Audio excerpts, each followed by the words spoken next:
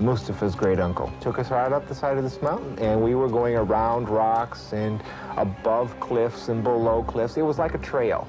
And I'm tired and I'm winded. When are we going to see the Ark? And then all of a sudden you look down and here's this huge, awesome ship sitting below you in this fog. You know, it's almost like a, you know, you picture a dream. And there it is. In 1959, we were flying jet fighters over Mount Ararat when we spotted what was said to be Noah's Ark. It appeared to be a barge-like structure, a large boxcar type design, and it definitely appeared to be man-made. High on a mountaintop in eastern Turkey, hidden beneath an icy glacier, is an important link to our distant past. Reports say it is a 5,000-year-old wooden ship with stalls and cages on board. Tonight, from actual eyewitnesses, you will discover for the first time the real truth behind the age-old legend of Noah's Ark. You will witness never-before-seen aerial photos and satellite images that provide amazing new proof about the mystery that lies high atop Mount Ararat. You will hear fascinating eyewitness accounts from people who themselves have seen and photographed the ancient ship. By the end of this program, we'll know for the first time answers to questions that have puzzled historians for thousands of years. Could the ancient legends be true? Is this Noah's Ark? We are about to embark on a journey to find the answers to these and many other intriguing questions. Is there any proof that a massive worldwide flood really happened, as the Bible claims? What new findings does modern technology, from satellite photography to the laboratory, offer in our quest of the Ark? How did Noah build his great boat? And what was it like for him and his family to face the greatest catastrophe the world has ever known? Who are these people who say they have actually seen the Ark of Noah? What photographic evidence or other proof do they have to back up their claims? Stay with us for a front row seat to the amazing first-hand discovery of the fabled Noah's Ark. I'm Darren McGavin, inviting you to take part in perhaps solving the greatest and most intriguing mystery since the beginning of mankind.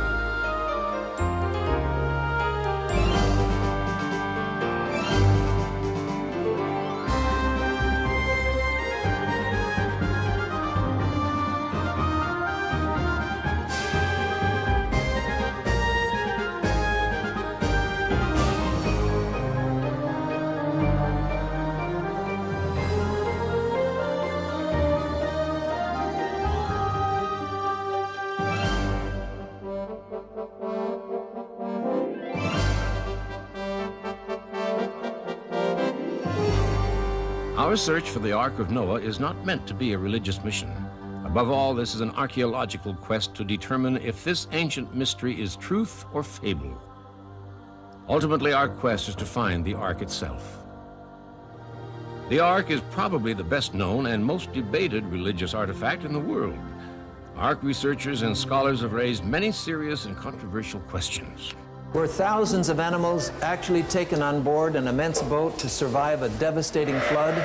How could one boat, even an immense one, shelter all the species of the animals in the world today? How could 8 people have cared for and fed all of those animals at sea during that entire year? Why do we get some reports that people have claimed to have seen the Ark on Mount Ararat, yet dozens of well-financed expeditions have gone up there looking for it and have come back empty-handed? Either it's up there or it's not. Are the reported sightings of the Ark on Mount Ararat in Turkey the delusions of religious fanatics? Are they perhaps just innocently mistaken eyewitness reports? If so, how can we account for the ancient wood and artifacts found high on this treeless mountain? For many years, we thought the ultimate answers to these questions were lost to the ages. But now modern scientific technology and new archaeological explorations are beginning to unravel many of the long-forgotten secrets of the Noah story. During this program, our search for Noah's Ark will follow two paths. We will examine the ancient accounts and look for historical proof of the legend of Noah and the Great Flood. But our primary quest is to find genuine, convincing evidence of the Ark's existence, and ultimately to find the Ark itself. To do that, we'll trace the footsteps of the Ark hunters who have gone before us. We'll follow clues gathered from their early expeditions as we mount our own search to find the legendary Noah's Ark. Existence of the Ark has long been a topic of great controversy. It is normal and understandable for us to be skeptical of ancient accounts. That's why the first modern discovery of evidence of the Ark's existence created such excitement and brought on a rush of contemporary investigations. In the mid-1950s, Mount Ararat finally gave up its first 20th century physical clue to the Ark's existence and whereabouts. It was to be the beginning of a series of modern-day successes in cracking the secrets of the Ark. A French demolition engineer named Fernand Navarre first became interested in the Ark while serving in the military as a young man. Navarre began the first of a series of expeditions to Mount Ararat in 1952. My Kurdish guides had abandoned me at the lower level of the mountain, and so I tried my best to proceed on my own. I was not able to find the Ark exposed, but I did see a massive dark shape frozen under the glacier ice. I knew then I would have to return to discover what it could be. Navarre did return in July of 1955, accompanied by his young son, Raphael. What we see here is actual footage filmed by Fernand Navarre and his son during their expedition. 1955 was a warm year with a great glacial meltback.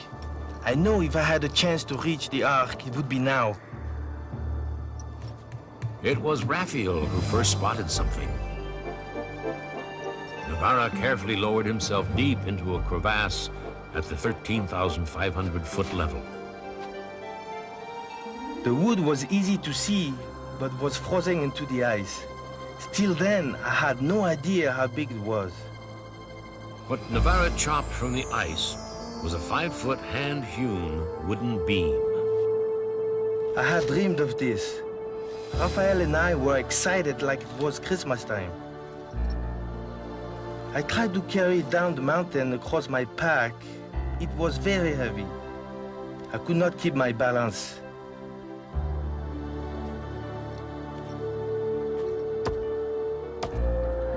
We felt so bad that I had to cut the wood, but later I would have to cut it again to send out sample for testing. A proud moment and fulfillment of a long-held wish. But was this actually wood from Noah's Ark? It was determined that the type of wood Navarre found does not grow near Mount Ararat. As a matter of fact, there's not a forest within 300 miles of the mountain. Navarre himself had the hand-hewn wood that he had found tested in 3 different laboratories. He was told that its age was around 5,000 years, clearly in line with the biblical account of the flood. The scientific test proved beyond question that something very old, something very mysterious, was definitely on Mount Ararat. Fernand Navarre's exciting discovery had opened the door to a new generation of Ark hunters. Much of what we commonly know about the story of Noah comes from the book of Genesis in the Bible. Our investigation of the mysteries surrounding Noah's Ark shall begin with a simple question. Why would God destroy the world and nearly every person and every animal in it? The answer, according to the Bible, is that God saw great wickedness within his earthly creation. The Bible says God decided to destroy the living things of the world because man was living in corruption. Whatever other sins that ancient man was guilty of, the archaeological records demonstrate he was an incredibly violent species. Well, certainly violence has always been a part of man's ways. Both ancient Greek and Hebrew writings indicate there was a great deal of corruption and brutality among the people of Earth. There were many murders. Human life was cheap indeed.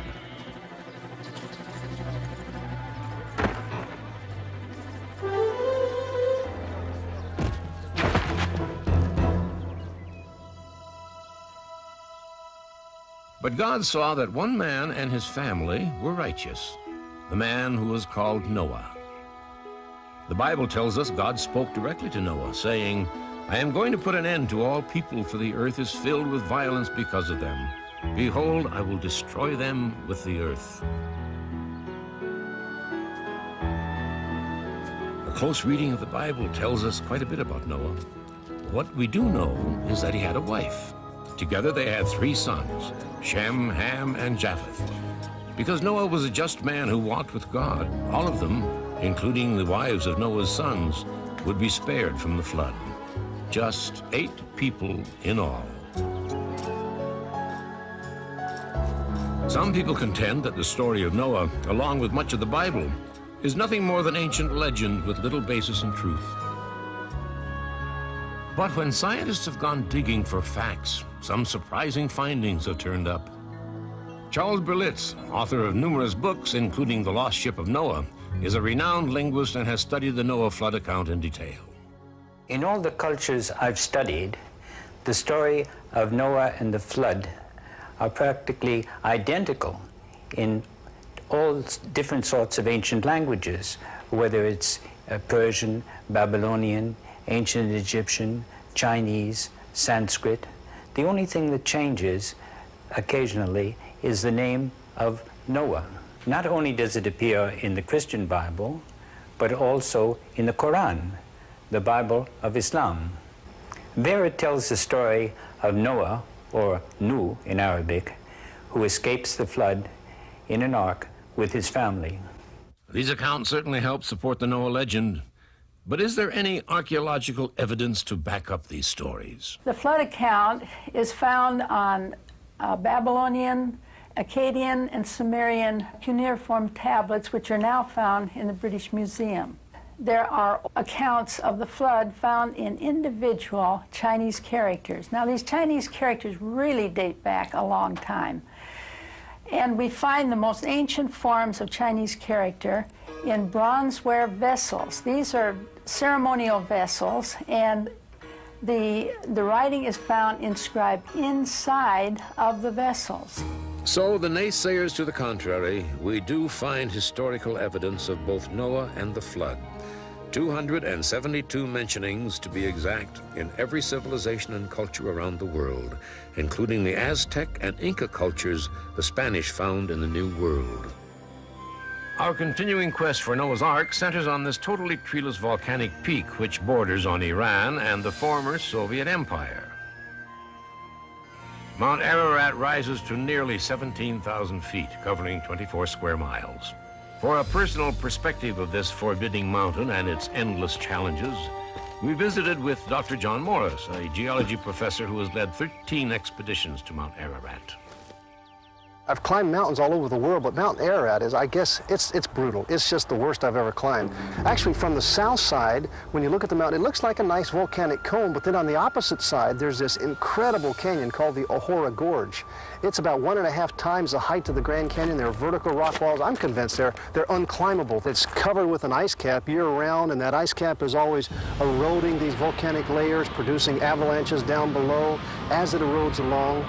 Every afternoon there's a storm up on the mountain, and the winds sometimes are over 100 miles an hour.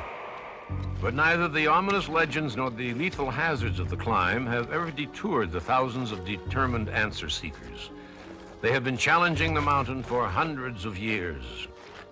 We know that the Chaldean high priest and historian Berosus visited the site about 475 BC, where he wrote considerably of the phenomena he witnessed, stating that it was quite easy to discern the ark in its resting place high up on the glacier.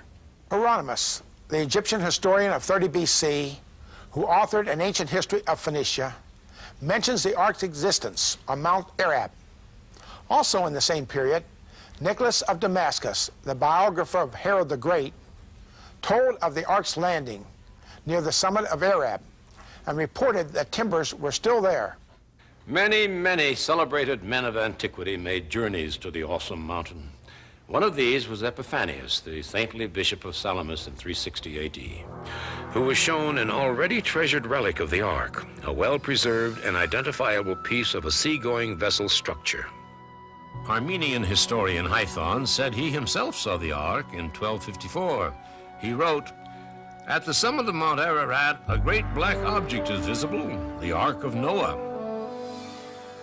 In 1269 AD, renowned explorer Marco Polo wrote in his book, The Travels, that Noah's Ark rests high in the snowy reaches of Mount Ararat.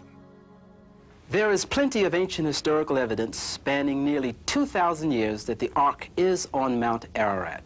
These sightings, recorded by prominent historians of the time, along with eyewitness accounts, add significant credibility to the survival of the Ark on Mount Ararat. According to the Bible, the Lord instructed Noah to build the Ark of gopher wood in order to survive the flood. Obviously, gopher wood had to be very strong. Exactly what kind of wood was it? Gopher wood is a process rather than a species. In Israel, in the olden days, they had a particular tree. They would cut the bark, collect the sap, and use it as glue and splice wood together. Once it hardened, you could not break the splice. The wood would break on either side. We don't have a ply tree, but we have plywood. What if gopher wood is a process and a laminated process? Whether or not this process was used, the vessel was going to have to be incredibly strong because of its immense proportions. A length of 300 cubits by 50 cubits of width and 30 cubits of height. The cubit being about 18 inches. Just how big was it? It had 1,500,000 cubic feet of space inside, which is the equivalent of 170 railroad boxcars. The Ark should be thought of in this perspective. Think of a 4-story apartment building almost a block long, and you've got it. God told Noah to make the Ark with lower, middle, and upper decks. The construction of the Ark continued over many years. Noah's neighbors came to laugh and scorn as Noah and his family worked toward completion. The construction by hand of a floating vessel of these huge dimensions boggles the mind. How was it possible for Noah to have built the Ark on such a grand scale as recorded in the Bible without the use of modern technology? If we look at the evidence left to us by ancient civilizations, we find that the further back we go, the more amazing are the accomplishments. The ancient Minoans were highly advanced. Some of the reconstructions of their temples that were destroyed catastrophically reveal that they had tremendous abilities, architectural skills and artistic design. We see their inlaid stone, natural ventilation, and air conditioning. We could go to Egypt and look at some of their artifacts, some of which are electroplated. Such electroplated artifacts have been found literally around the ancient world. The ancients were also able to make batteries and generate electricity. The ancient Mayans were able to calculate the solar year to be 365.2420 days, accurate to within 2/10,000ths of a day. From this information, we can easily draw the conclusion that, in fact, ancient man had a highly developed technology, easily sufficient to build a vessel the size of Noah's Ark. By the mid-19th century, global communications helped to shrink the world significantly. This brought Western civilization more information, along with speculation and rumor about reported sightings of Noah's Ark. In 1829, a Russian-born German physician named Friedrich Parrot was the first Western explorer on record to scale Mount Ararat. Prior to the climb, Parrot visited the Armenian cathedral at Etchmiadzin in Soviet Armenia. There he viewed the cross, which was claimed to be carved of wood brought down from Noah's Ark in 318 AD. Parrot wrote that the carving measured 12 inches high, 9 inches across, and was brownish in color. From Etchmiadzin, Parrot climbed to the 7,000-foot level of the mountain, where he reached Ahora village. This was where the St. Jacob Monastery was located.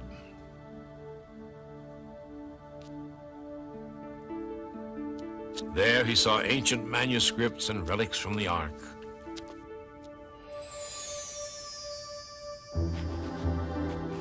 Parrot continued on all the way to the summit of Mount Ararat, but had no success in locating the Ark. In June 1840, 11 years after Parrot's expedition, Mount Ararat suffered a tremendous earthquake.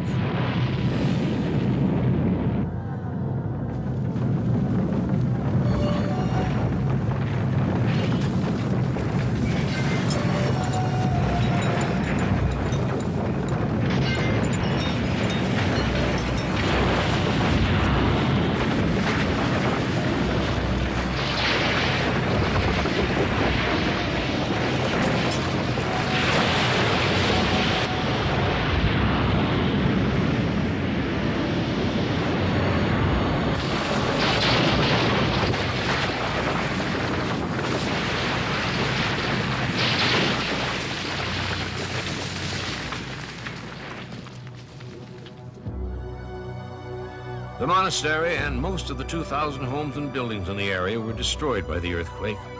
Survivors were few. The St. Jacob Monastery and the relics it held literally disappeared under an avalanche of rocks from the shattered mountain, leaving behind the Ahora Gorge, a rugged canyon deeper than the Grand Canyon. Throughout the 1800s, adventurers, explorers, and people of faith continued expeditions to seek out the Ark. Herman von Abisch climbed to the Ararat summit in 1845, and 2 major glaciers on the mountain have been named after him. Colonel Kostzko of the Russian army conquered the peak in 1850. An Englishman, Major Robert Stewart, made his climb in 1845. There are people who find difficulty in believing accounts of the past, merely because the stories are old. But can there be any doubt that at least some of the 19th century Ark seekers actually saw the Ark and brought back proof of its existence? Can skeptics simply write off this vast number of eyewitness accounts and sightings?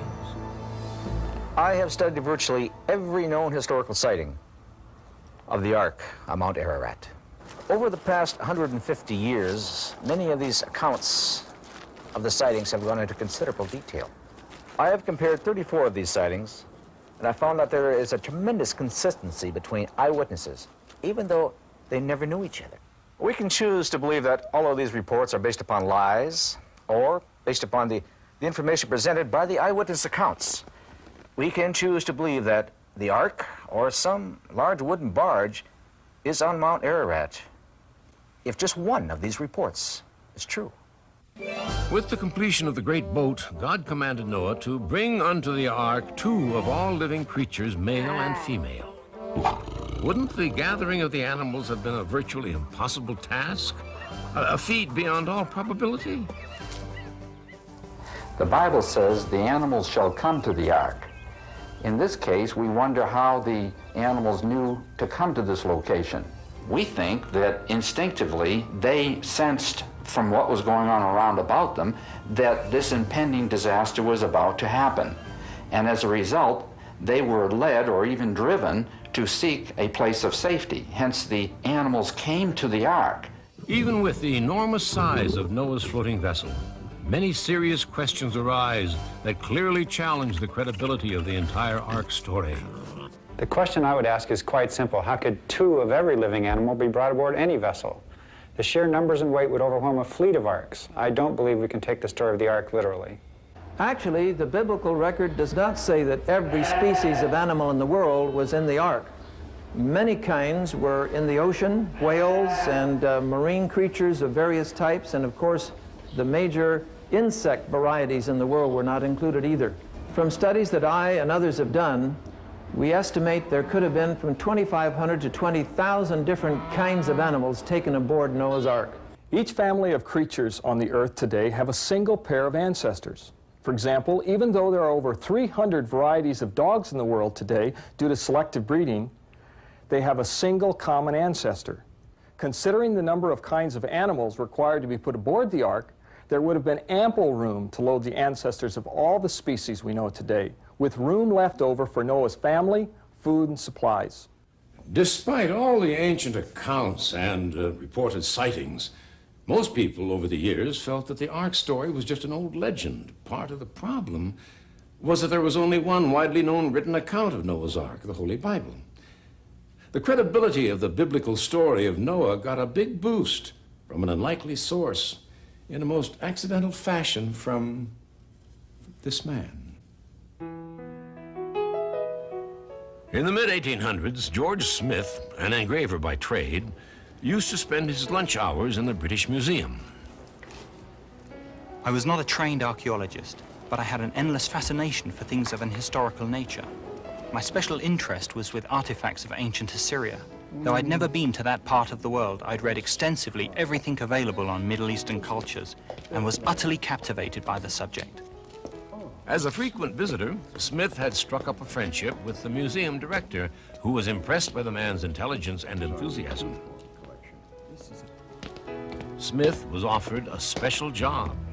Someone was needed to piece together some of the 25,000 clay cuneiform tablets unearthed in the ancient city of Nineveh dating back to the 6th century BC. The next 10 years of my life were spent putting together these ancient clay tablets, but it was more than a complicated jigsaw puzzle.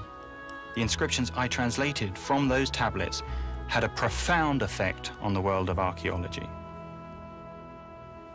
In 1872, after a decade of work, Smith came upon an account of a ship surviving a great flood and its coming to rest on a mountain, of a dove being sent out and not finding a place to land.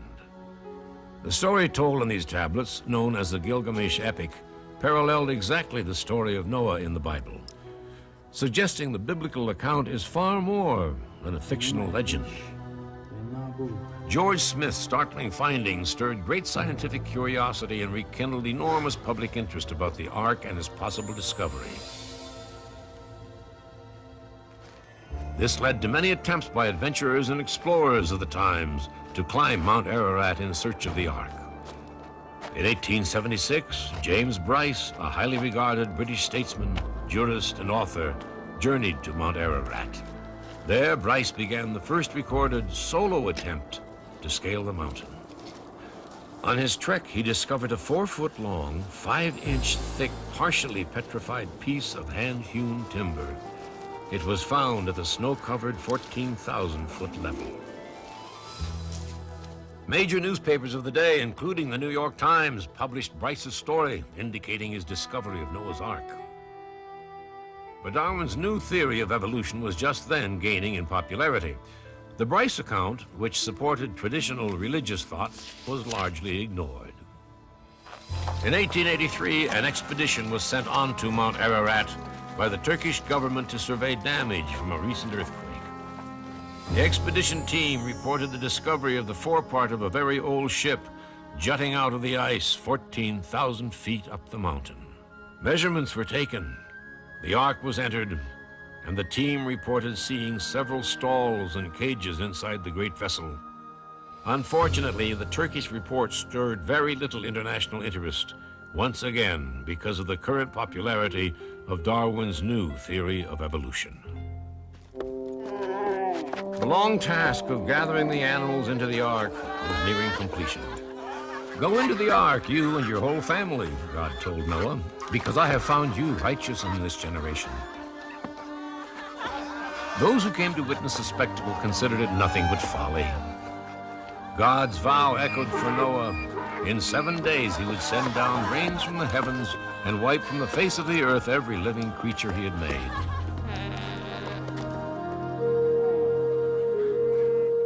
With many regrets and no real alternatives, Noah reluctantly closed the door to the great Ark.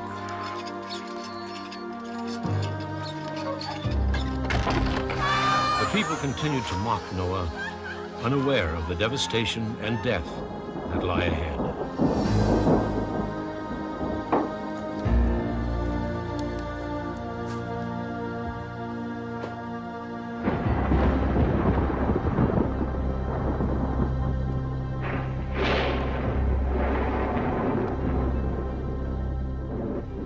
This may be the start of it.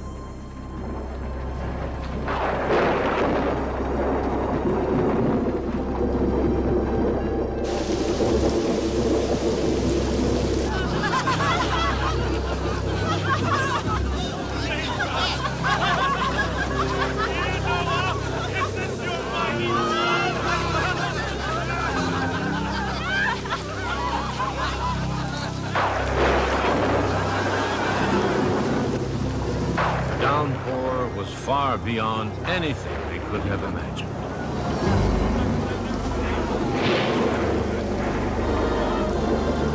Their scorn was forgotten as their concern turned to fear.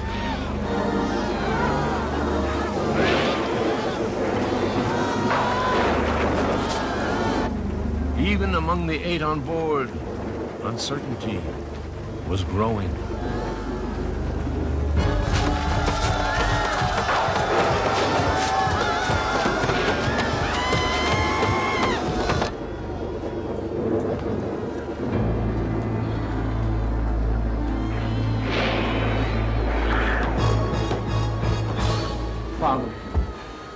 We can't allow them to perish. Certainly we have enough provisions to bring those poor souls on board. You know how I wish we could do what you're saying. But there's some bigger purpose, some bigger plan we're all part of. It's not in our hands to change that.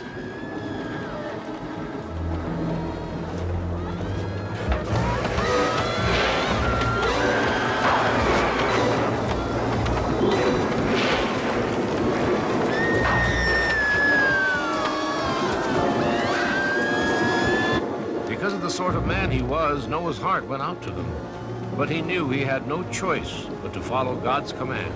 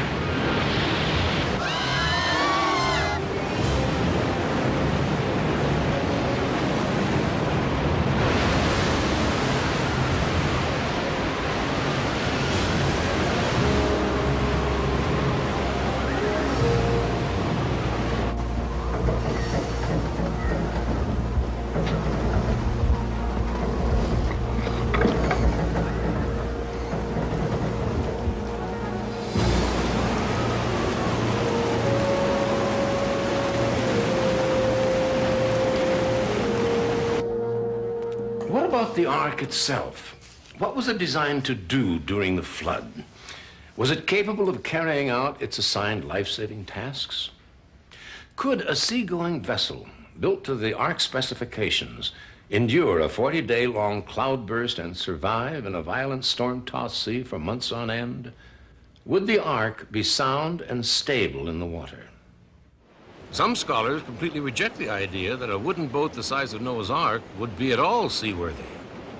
When it comes to the design and construction of the biblical ark, there are several important reasons it could not have existed. First, the technology needed simply did not exist. Second, any modern vessel today would have certainly foundered in far less weather conditions than the biblical deluge.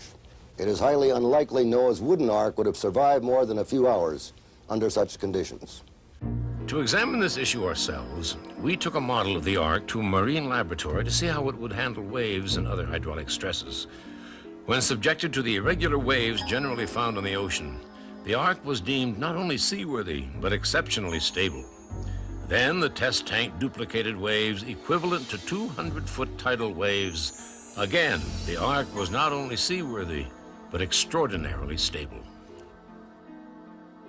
You can show that the balance between the buoyant force and the gravitational force and the wave force and so on would be such that the Ark would right itself if it were tilted anywhere up to 90 degrees, anywhere from 0 to 90 degrees, in other words. The righting effect would be such that it would just come right back up again. It'd be practically impossible to capsize. So it appears the Ark was indeed a highly reliable seagoing vessel. It is all the more remarkable for one simple fact. No larger ship was built on Earth for over 4,000 years. In 1902, George Hagopian, an 8-year-old Armenian boy from Lake Van, Turkey, became the youngest Ark eyewitness on record. Young George had accompanied his uncle onto Mount Ararat.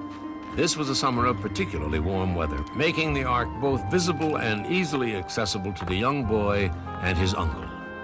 It was huge to see, larger even than any building I had ever seen. My uncle was going to lift me on top, but we had to pile up rocks in order to reach it. Then George was boosted up and was able to reach the roof of the vessel. Members of my family had told us stories about coming to the Ark, and now here I was, actually standing on it. Nearby, I could see a hole had been cut in the roof, so I went to it and looked inside. It was just too dark in there to see anything at all. There were pieces broken off here and there, but it was still very solid to walk on. Along the side of the raised section in the middle, there were openings like windows, but there was nothing I could see.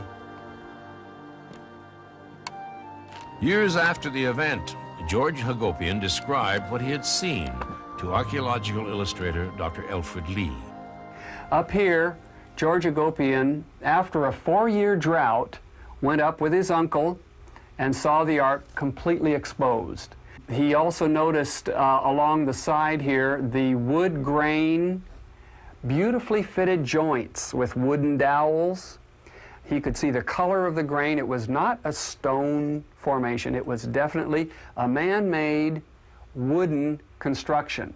All these pieces of beams and wooden planking gleaned from the slopes of Ararat over the centuries seems to beg a question. Being so old, what kind of condition could the ark be in now? There's been a tremendous earthquake. There's been a great crevasse created here, and a big avalanche, and the ark has split into 2 pieces. And this is what is being seen today. This, in fact, points up one of the great mysteries having to do with the ark. We wonder, how can the ark, presumably spotted by one person, is not easily found when others go looking for it? Well, certainly this would seem to make the occasional reports of ark sightings quite suspect. So we went looking for answers to this mystery. This photograph, which was taken by the French Spot satellite in August 1986, indicates that Mount Ararat, pictured here, is permanently year-round covered with glacial ice. On Mount Ararat, there are of course seasonal changes in the weather. The chances of seeing the ark are greatly increased during the warm months of late summer, such as in August or September. However, there are warmer weather cycles occurring every few years which cause increased meltback of the snow-covered summit.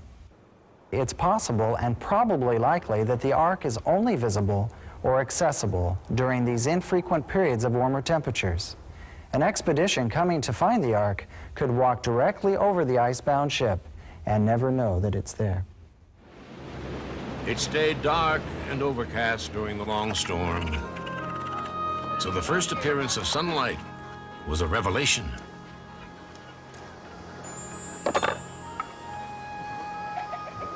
The sun! Everyone come quickly! Do you see? Sunlight. It's time to open the hatch.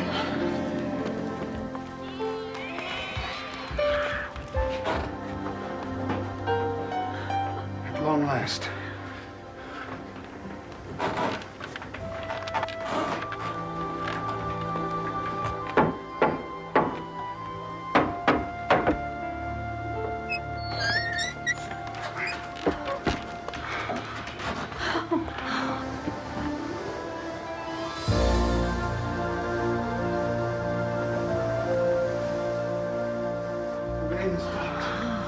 So can we leave the ark soon? Not yet, I'm afraid. The Lord will reveal his true plan for us in due time.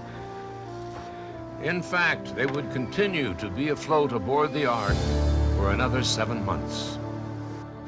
There were only 8 human passengers aboard the ark, yet there were several thousand animals to feed and attend to during those many months at sea.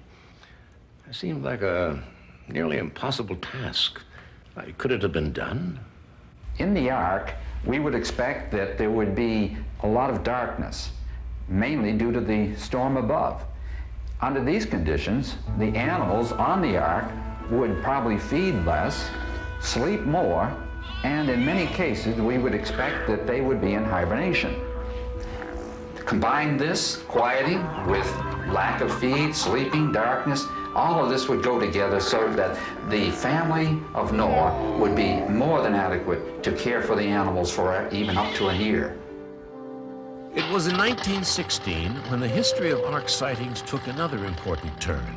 Shortly after World War I, a Russian pilot, Lieutenant Zabolotsky, told his remarkable story of sighting the ark on Mount Ararat in 1916. I was stationed with a small group of aviators about 25 miles northeast of Mount Ararat. A new high-altitude engine had been installed in one of the planes, and I was sent up for test flight. When I circled the mountain, I spotted a dark structure there.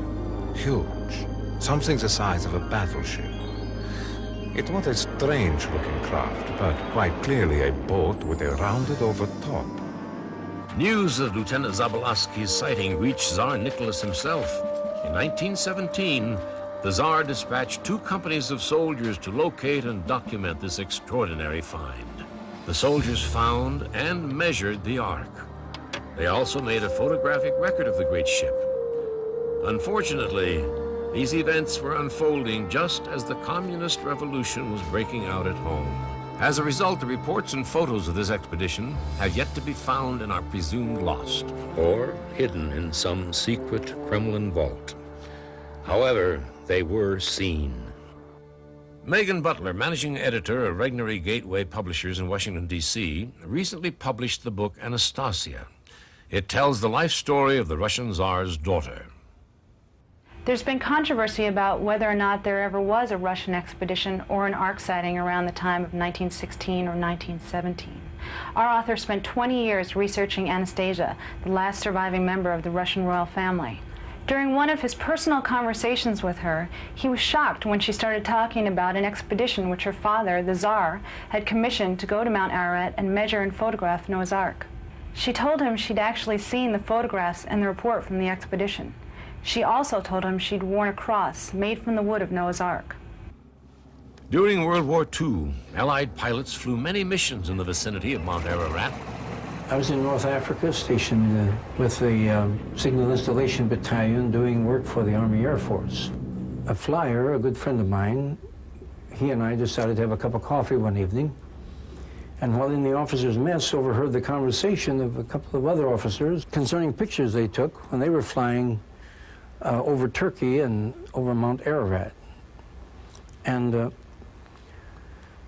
as I looked at the pictures, we become interested and started to look at them too. And some of them said, you know, these could be Noah's Ark. Let me tell you what I saw in these 3 pictures. First of all 3 pictures depicted an ice floe that came down over the boat in an angle of something like this. The ice came down, but in this part, as you look at it from the right side, there was an opening down here where it had been tore away, and I could see the various, about 1 and 2 layers here, and also a structure along the side here. There was no question in the minds of these flyers that this was Noah's Ark. And a similar picture was put in the Stars and Stripes in about 1944. But I'm convinced at this time that I was looking at Noah's Ark. There's no question in my mind, and the flyers felt the same way. In Genesis, we read that the waters prevailed 15 cubits upward, and all the high mountains under the entire heavens were covered. At a depth of 15 cubits, the highest mountain peaks on Earth would have been covered by more than 20 feet of water. Flooding is a natural phenomenon of nature. Few parts of the world are free from its savage effects. But the biblical account of the Noah's flood tells of a great worldwide disaster, a global deluge requiring billions upon billions of cubic feet of water. Can we find any proof at all that it really happened? Floods, both great and small, are an integral part of this planet's nature. There are many indications of floods in antiquity, but I personally would question one single massive flooding that covered the entire Earth in water for 150 days. There's an extensive amount of evidence for a global universal flood catastrophe, and I see most of that evidence in the fossil record. Worldwide, fossils of animals and fish have been found buried in swimming positions suddenly and catastrophically, preserved in a moment of time. Among the most fascinating fossil finds which show animals in swimming positions include rhinos, hippos, and zebras buried in volcanic ash in Nebraska. And in Scotland, tons of fish have been found in positions of terror, fins extended and eyes bulging. Another fossil graveyard, this one in Geiseltal, Germany, shows a mixture of plants and insects from all climatic zones. When these kinds of fossils are found together, this is usually indicative of global flooding and rapid burial. And what about Mount Ararat itself? I mean, where the Bible claims the ark went aground, if it had been submerged underwater, as the Bible says all mountaintops were, can we see any evidence that this actually happened? I've noticed two things in particular on Mount Ararat from a geologic point of view that indicates that this 17,000-foot volcanic mountain was once underwater. First is the occurrence high on Mount Ararat of what is called pillow lava. Pillow lava is a unique formation that occurs when molten lava emerges from the earth below water. This alone indicates that the mountain was at one time underwater. Secondly, we have found salt crystals on Mount Ararat which could only be formed underwater. These salt crystals were found at the 14,000-foot elevation, indicating that, at least up to the permanent ice and snow line, that this mountain was underwater at one point. And so the evidence mounts, indicating that, yes, there likely was indeed massive worldwide flooding. It appears more and more that the events surrounding the biblical story of Noah may in fact be true. The devastating worldwide flood of Noah, along with the legendary 40 days and 40 nights of rain, is one of the Bible's most enduring and dramatic stories. But to accept this story of the flood as truth, we're faced with some very tough questions. All that water, where did it come from? How did it rise up and cover all the land masses? And after the flood, where did it go? Remember, we're not talking about a little bit of water here. The Bible says it was enough to cover the tallest mountain peak by 20 feet. The first chapter of Genesis specifically describes a firmament or atmosphere which God created around the earth. In describing the waters above the firmament, Scripture suggests that in the time before the flood, there was a canopy of water vapor around the earth, much like thick clouds of rain, which help to moderate the earth and protect its climate. The idea of a water vapor layer or canopy surrounding the earth sounds somewhat bizarre, but actually canopies are quite common among the planets of our solar system. Venus and Jupiter and Saturn all have cloud canopies and thick gaseous envelopes surrounding them. If the Earth once had such a canopy, how much rain could it have produced? Enough for a worldwide flood? The vapor canopy would have precipitated at most 40 feet of water directly. In addition, water released by volcanic eruptions during the flood would have kept heavy rain falling for 40 days and nights, becoming lighter as our present-day weather regime came into existence. Our experts have indicated that the Great Deluge started when the water came from three sources: the subterranean fountains bursting forth, rain coming from the canopy above, and waters from the existing ocean spilling over the land. But what would have sparked this series of incredible events? One prominent theory suggests we look for an answer beyond the heavens. It's clear from observations of the moons and planets of the solar system that many of them have undergone periods of heavy meteor bombardment. Even on the Earth, with its higher erosion rates, over 100 ancient impact sites have been discovered. It is certainly plausible that one of these resulted in a series of cataclysmic events leading to the Great Deluge. As a specific cause of the flooding and the violent earthly upheavals, the meteor theory ranks among the most plausible. To explore this subject further, we turn to the retired director of one of the Defense Department's major research and development laboratories, Dr. Walter Brown. We can see on our planet 17 very strange features which can now be systematically explained as a result of a cataclysmic global flood whose waters erupted from subterranean chambers with an energy release exceeding the explosion of 10 billion hydrogen bombs. This explanation shows us just how rapidly major mountains formed. It explains the coal and oil deposits, the rapid continental drift, why on the ocean floor there are huge trenches and hundreds of canyons and volcanoes. It explains the formation of the layered strata and most of the fossils, the frozen mammoths, the so-called ice ages, and major land canyons, especially the Grand Canyon. The pre-flood Earth probably had only one very large supercontinent covered with lush vegetation. There were seas and major rivers. The mountains were smaller than today's, but perhaps 9,000 feet high. According to the hydroplate theory, the pre-flood Earth had a lot of subterranean water, about half of what is now in our oceans. This water was contained in interconnected chambers, forming a thin spherical shell about half a mile thick, perhaps 10 miles below the Earth's surface. Increasing pressure in the subterranean water stretched the crust just as a balloon stretches when the pressure inside increases. Failure in the crust began with a microscopic crack which grew in both directions at about 3 miles per second. The crack, following the path of least resistance, encircled the globe in about 2 hours. As the crack raced around the Earth, the overlying rock crust opened up like a rip in a tightly stretched cloth. The subterranean water was under extreme pressure because of the weight of the 10 miles of rock pressing down on it. So the water exploded violently out of the rupture. All along this globe-encircling rupture, fountains of water jetted supersonically, almost 20 miles into the atmosphere. The spray from this enormous fountain produced torrential rains, such as the Earth has never experienced before or after. The Bible states that all the fountains of the great deep burst open on one day. And it describes these events about 5,000 years ago, which we can now tie together scientifically.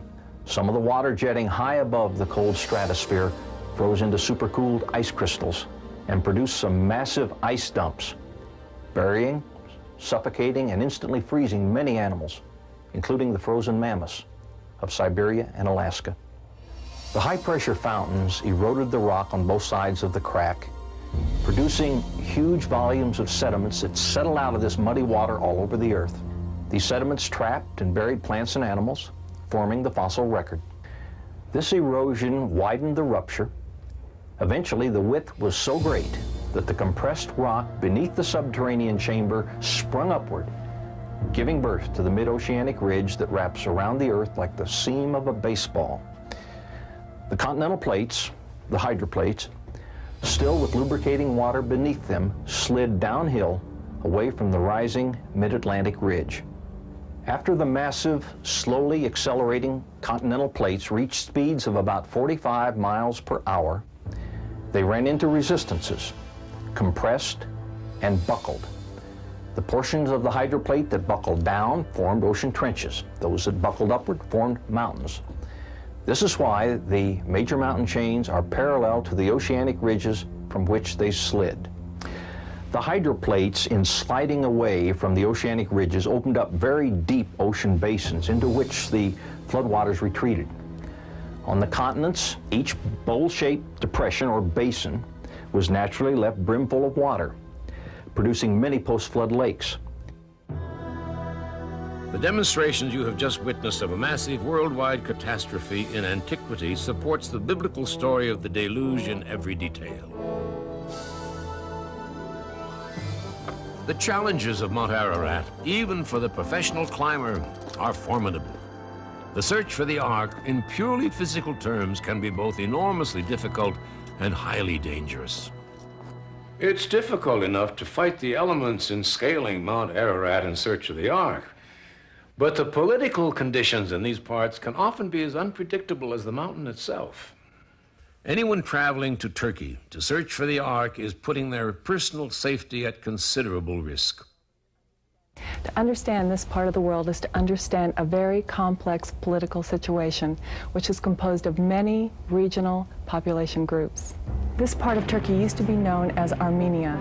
In the beginning of the communist era in Russia, over 200,000 Armenians were wiped out by the Bolshevik regime. The present situation in this area is still very volatile. Two sides of the mountain face hostile neighbors, Iraq and Iran, and even the lower elevations of the mountain are occupied by terrorist groups of one type or another. Plus, Kurdish terrorists have been known to give expeditioneers a great deal of trouble, robbing them and threatening them with death. Since 1978, educator John McIntosh has been on 8 expeditions to Mount Ararat. On this particular day, we had climbed up to the 13,500-foot level on the south face of the mountain and proceeded to set up camp for the night. And we heard a lot of noise.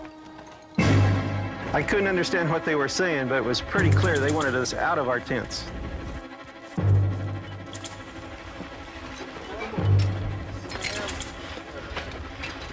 The other people in our group were being ordered out, too.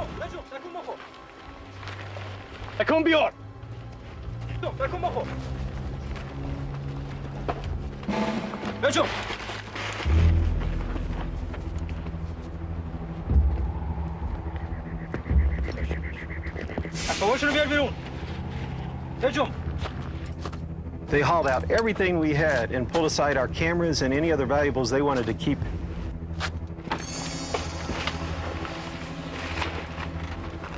They proceeded to torch everything else they didn't want. Thousands of dollars worth of scientific and climbing gear gone up in minutes.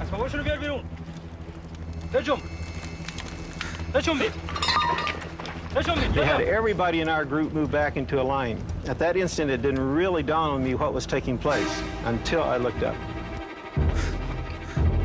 I can tell you this, there was a lot of praying going on right about then. We really pretty much thought this is it.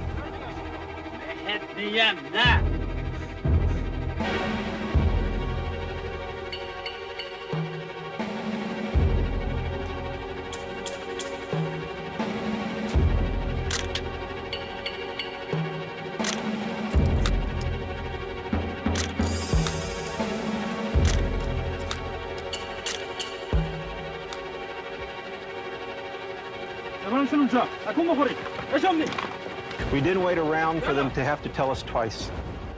Needless to say, we were pretty happy to get out of there. I guess you'd have to say we were pretty lucky too. These guys were a very tough group. After everything was reported, the Turkish military sent in about 500 troops into the mountain. One terrorist escaped, another was captured, the rest were shot and killed in a gun battle with the soldiers. A number of recent eyewitness sightings of the Ark on Mount Ararat have taken place. It's interesting to note that in each of these cases, the sightings were accidental. These people did not set out to locate Noah's Ark. In 1959, we were flying jet fighters over Mount Ararat at around 350 knots at about 3,000 feet over the terrain when we spotted what was said to be Noah's Ark. I didn't think of it as Noah's Ark at the time. I wasn't aware of the biblical story placing Noah's Ark at Mount Ararat. It appeared to be a barge-like structure, or a large boxcar type design, and it appeared to be sticking out of a mountain in a kind of a horseshoe depression, and it definitely appeared to be man-made. During the terms of 4 U.S. presidents, from Nixon to Reagan, I always flew aboard Air Force One as a UPI White House photojournalist covering the activities of the president. On this particular occasion, I was flying aboard with then President Jimmy Carter. We were en route from Poland to Tehran, Iran, to attend a New Year's Day celebration given by the Shah. During the flight while we were over eastern Turkey, our attention was called to the window. It was a dramatic moment as Soviet MiG fighter jets were escorting us wing on wing. At the same time, someone told us if we would look down, we would see Noah's Ark. I looked. There, maybe halfway up the rugged mountain, was a large dark boat, clearly visible. It was partially covered with snow or ice. I'm convinced, based upon what I saw there, it was Noah's Ark. From the air and from the ground, there is, in fact, a growing body of photographic evidence. Pictures which claim to document a large man-made structure high on Mount Ararat. Ray Anderson, a retired aerospace engineer, has climbed Mount Ararat on 3 occasions and has analyzed photographic enhancements of what he believes is Noah's Ark. A couple of years ago, I found one slide that had a very interesting object up in the upper right-hand corner. When I looked at this particular object right here under the microscope, it appeared to me that it could be the north end of the long piece. Now, the Ark is broken in two. We have conclusive evidence on that from many witnesses. During an earthquake, the south end of the Ark, about 100 feet of it, slid down this slope and lodged in a crevasse. So I examined this object, which is only shown in this one picture of the many hundreds that I examined. And under the microscope, I could quite clearly see what appeared to be the roof, or a section of the roof, of what we call the superstructure. These photos suggest something large, something man-made is definitely on the mountain. During their long ordeal at sea, Noah and his family had their faith, but very few answers. How long would the floodwaters prevail? Would they find land before running out of food for themselves and the animals? If there's land out there, she'll find it.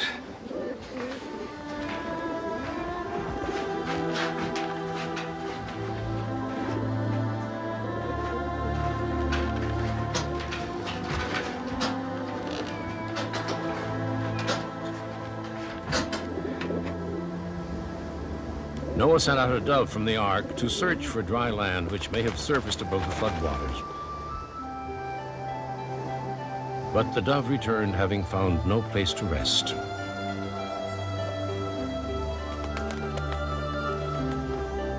Later, the dove was sent out again. This time the dove returned grasping an olive branch in its beak, indicating the floodwaters had receded.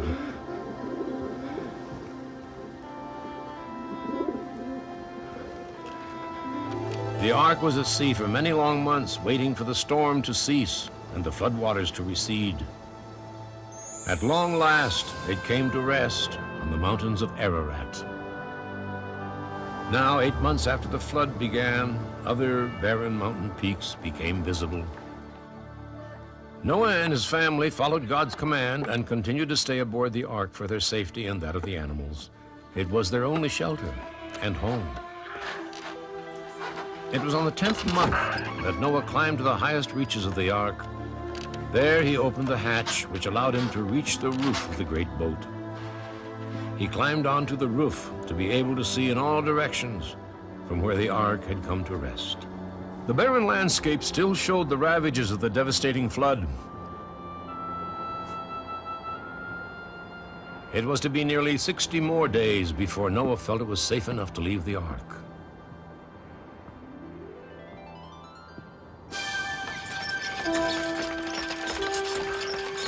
In all, Noah and his family were aboard the ark for 375 days.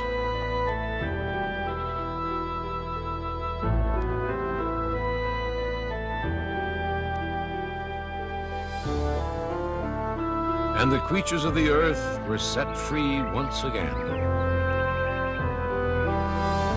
Noah's trust in God's commands had been an enormous act of faith.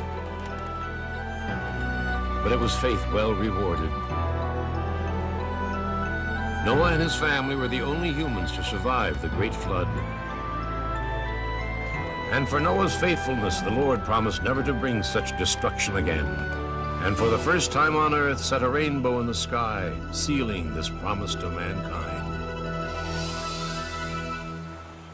Maybe it's ironic, or perhaps fitting, that those in recent years who have reported being eyewitnesses to the ark are the most average of people from all walks of life. Humble individuals who have no exalted point to prove, no book to sell, no doctrine to foist upon the world. We've located 4 people who have had unique encounters with Noah's Ark on Mount Ararat. We've sought them out, and not one of them is writing a book about their experience. None preaches from a pulpit. In each case, their experience of seeing the Ark was very moving and highly personal. It was in 1973 that Colorado resident Ed Bailing became an eyewitness to the Ark. Ed Bailing was a serviceman assigned to a defense installation called Diyarbakir, located about 100 miles southwest of Mount Ararat. Once there, he struck up a friendship with a Turkish army recruit named Mustafa.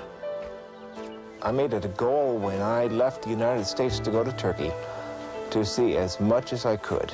Mustafa and I got along very well. He was in the army at that time about a year. I was talking to Mustafa and telling him how I wanted to go up and see the Ark.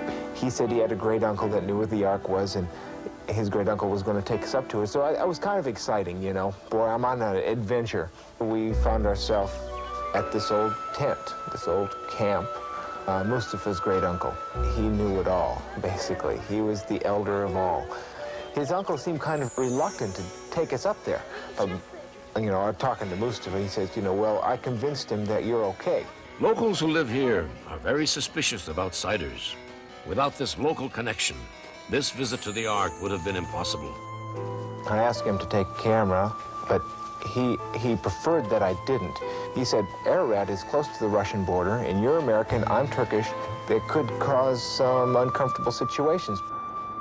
Mustafa's great uncle took us right up the side of this mountain, and we were going around rocks and above cliffs and below cliffs. It was like a trail. He knew exactly where he was going. And I'm tired and I'm winded, and it's, oh boy, when is this ever going to end? When are we going to see the Ark? If we don't see it pretty soon, I want to go back. His uncle turns around and laughs at me, and he points down. And then all of a sudden you look down, and here's this huge, awesome ship sitting below you in this fog, you know. It's almost like, you picture a dream, and there it is. We walked down around beneath it, and we wound up, I would say, 175, 100 feet below it, because it was sitting on a shelf, a cliff. And we looked up and saw from there, the mouth of it, if we were looking at the end, from the end, it was basically square. However, it was wider than it was tall. The sides were jagged and ripped up a little bit, and I could see what resembled planks. Compared to the hill, the cliff that it was on, it still looked enormous. It's hard to imagine. And I think about it in my mind's eye, and it's still hard to imagine. In 1943, another serviceman stationed in the Middle East was Ed Davis. Like Ed Bailing, Mr. Davis was befriended by a young man, a civilian who worked for him over there, named Abbas Abbas. He returned a favor by taking him up to see Noah's Ark on Mount Ararat. At that particular time, you couldn't see the Ark. When you got where you could see it, he would come back and get me. A couple of months later, he come back. He said, we can see it, let's go. We were all tied together, about 20 feet apart with a big rope. I was never as cold, as wet, as hungry and tired in my life as I was when I got up there. He was trying to show me the Ark. When I was standing, it looked like a big piece of blue rock. And then we moved back, and then we could see in the end of it. It was awesome. You knew somebody was watching you. There was something going on. I don't know how to explain that feeling, but you knew someone or something. Well, it was just a mighty power someplace there present. It was Noah's Ark. Ed Davis's overall story sounds very credible. He was told by his guide it was the Ark. He is convinced that what he saw on Mount Ararat was indeed the sacred Ark of Noah. Still, in hearing a story like that of Ed Davis's, it's understandable to be skeptical of these kinds of claims. Author and art researcher Larry Williams felt the same way. When I heard Ed Davis's story of Noah's Ark, I thought not only should I investigate the story, but that I had to personally investigate Ed Davis. I publish a newsletter for treasure hunters and people looking for archaeological sites. As such, I've traveled throughout the world investigating sites and stories. One thing I've learned is you can't trust most of the stories. What Larry Williams did was hire a top-ranked polygraph expert. Using a lie detector, he decided to test the man's word, integrity, and reputation. Publisher Larry Williams meant business when he decided he wanted Ed Davis to sit for a lie detector test. I went to Albuquerque, New Mexico, and hired a top polygraph expert with about 15 years of experience on a police force. I told him the Ed Davis story, and he said, Larry, give me half an hour with this guy and I'll break him. After 2 real intense hours, the polygraph expert came out and said, Larry, I can't tell you what mountain Ed Davis was on. I can't tell you if it was Noah's Ark, but I'll tell you this. Ed Davis saw a boat, and Ed Davis is not lying. Fate played a big part in the eyewitness account of this man, Dr. Ahmet Ali Arslan. Dr. Arslan is the Washington bureau chief for a major Turkish newspaper and a former broadcaster for the Voice of America radio network. But he knows Mount Ararat like few people do. My family lives in Aralık, the Turkish town between Mount Ararat and former Soviet Union. I grew up there, and I climbed more than 50 times to the summit of Mount Ararat, including with many internationally recognized explorers like Fernand Navarra and astronaut the late Jim Irving.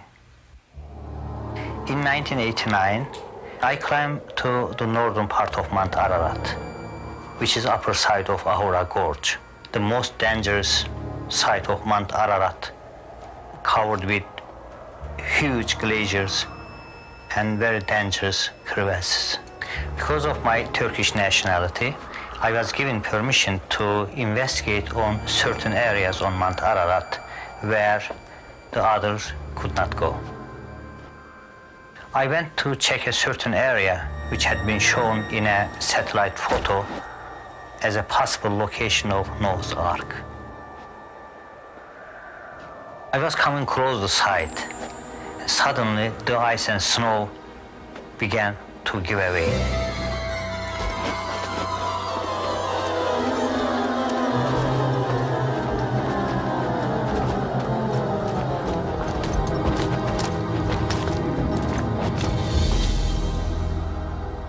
I ended sliding about 100 feet. It was fortunate that I didn't fall in the crevasses. Otherwise, I would be dead.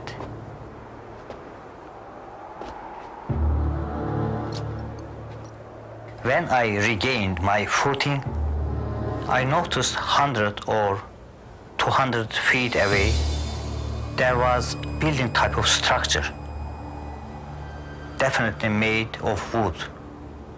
It shouldn't be there, just 1,000 or 2,000 feet below the summit.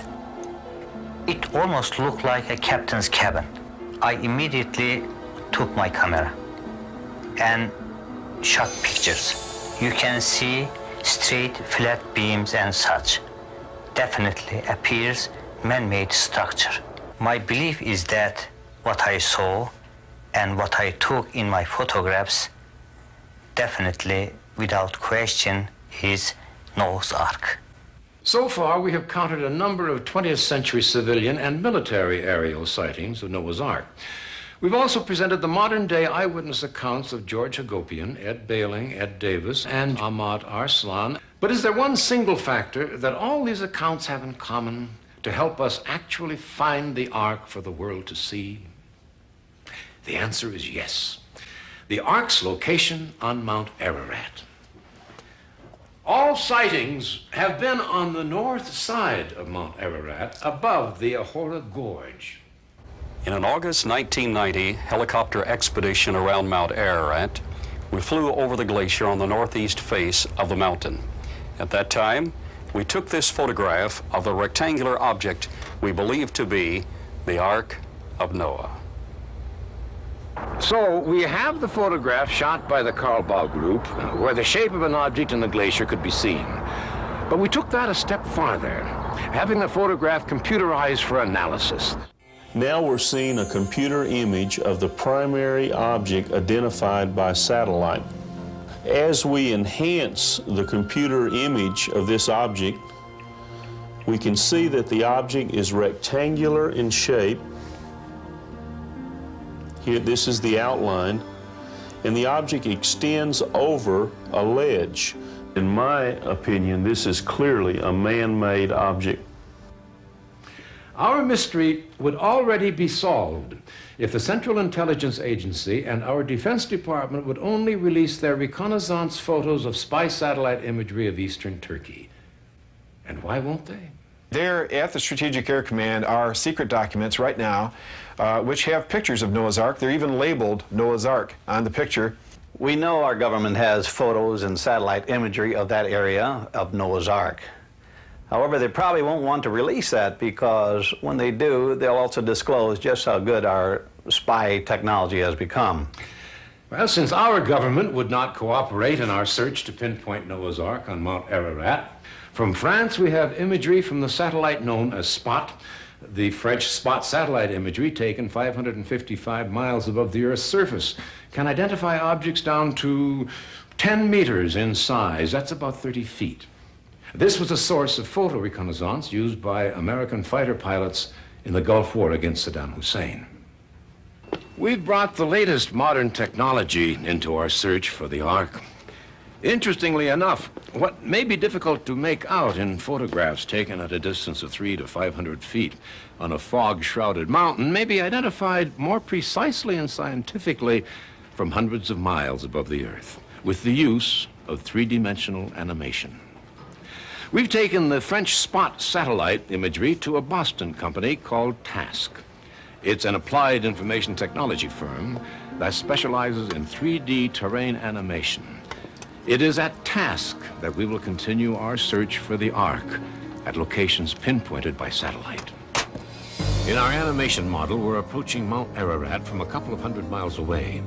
We see Little Ararat in the foreground, and as we approach the two mountains, we're setting our course to fly between them as we go into a circular flight path around Mount Ararat. The animation clearly shows the finger glaciers on the mountain and the deep scar of the Ahora Gorge on the north side, above which the Ark sightings have occurred. The Ahora Gorge is an awesome sight of sheer cliffs all the way up to the Ararat snow line, which continues upward to Ararat's multiple summit peaks.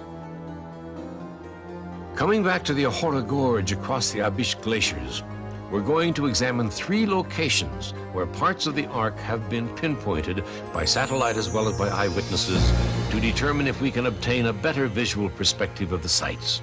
First, we're going to look in this fishhook area on the eastern plateau where Ray Anderson believes the larger piece of the Ark is located.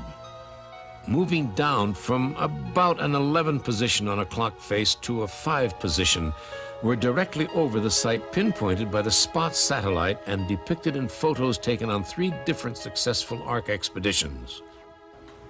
Using the imagery from the Spot satellite, we will attempt to pinpoint the exact location of Noah's Ark on Mount Ararat as seen by military satellites, eyewitnesses, and photographers. In this computer lab, we're now seeing on our computer screen Spot satellite imagery of Mount Ararat. This S-shaped crevasse is about 1,500 feet long and 90 feet wide. In the middle, we see a defined object extending out of the snow over a rocky ledge. Now in this spot imagery close-up, we're able to measure the size of this object. We see here the crevasse with the gray pixels defining a rocky ledge. Extending out of the snow in this area, we see an object coming out over the ledge. Each pixel is 32 feet, so this object is about 80 feet wide and extends out of the snow about 90 feet. According to Spot satellite imagery and helicopter photo enhancement, this rectangular object is not part of the natural terrain. According to military satellite information, the object is made of wood. It was at this site that the 1990 Shockey helicopter expedition made another interesting discovery. Expedition member Carl Baugh explains. In late August 1990, our team did 11 separate helicopter expeditions around Mount Ararat. Our advanced satellite information specified this immediate area as being the primary target, and the spectrographic lines indicated that it was of wood. Now that is an impressive finding, but there is more as we move to the 3rd site located right on the treacherous upper edge of the Ahora Gorge itself. It is here that experts say there is another broken portion of the Ark protruding from the glacial ice and clearly exposed as the weather permits. It was at this site that several years ago astronaut James Irwin, accompanied by a Dutch TV crew, took a most amazing photograph. We were in a plane with Jim Irwin on board, flying around the Ararat mountain, and then flying around the Ahora Gorge. On that particular spot, we did see an object sticking out of the snow cap. It looked like the Ark of Noah. We really got excited, but our time of flying was running out. We had to go back to our base. But some of us were really convinced this could well be the Ark of Noah. So on that very last expedition ever made, that got all the permissions of the Turkish government, finally, that afternoon, we think we saw Noah's Ark. James Irwin didn't want to announce his startling discovery until he could mount a ground expedition to film at the site. Sadly, Irwin died before he could return to Mount Ararat. Astronaut James Irwin's space explorations will be remembered for generations. And thanks to him for providing the world with this most amazing photograph, perhaps we can now consider that Irwin's personal spiritual quest to find Noah's Ark has been fulfilled as well. Just as there are some people who are convinced by the easiest evidence, there are others who are skeptical even in the face of the most conclusive proof. In the case of Noah's Ark, there is a third group of people who no longer need to be convinced. What I saw is Noah's Ark. It's there. All the people have to do is go up and look at it. It was awesome. It was Noah's Ark. You've seen scientific demonstrations, and you've heard the results of a polygraph examination. You've seen the satellite photographs, you witnessed the stories, and heard the personal testimonies. The evidence is now before you. Well protected and hidden away from the world, the remains of a giant boat have been identified on Mount Ararat. Samples of the wood taken from the vessel have been dated to the time when the Bible indicates a worldwide flood occurred.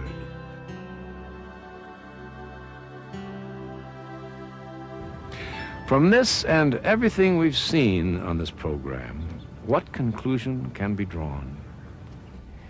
You can look at all the stories that come out of that community of nations around Mount Ararat, and they seem to have one central thought that surfaces, and that's the story of Noah. All the evidence leads to the fact that that great ship that's been sighted up there on Mount Ararat has to be the Ark of Noah. This man called Noah demonstrated his faith in epic proportions. Laboring for generations to build the incredible ark, he brought thousands of animals into the ark to survive an impending calamity, which no one in his day could conceivably imagine.